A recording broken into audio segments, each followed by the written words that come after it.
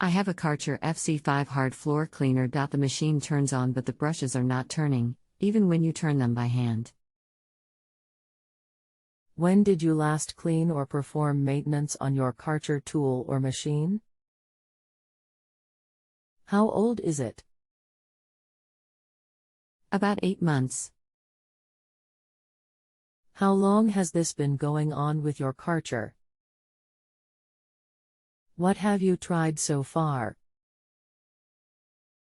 This happened today for the first time.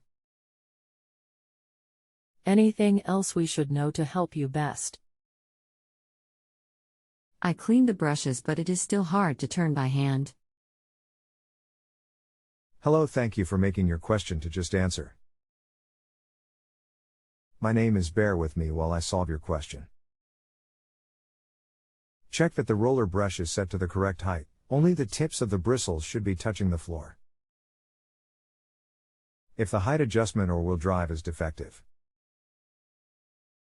If you have a home improvement or appliance question and want to chat with an expert now, visit justanswer.com/YTHI.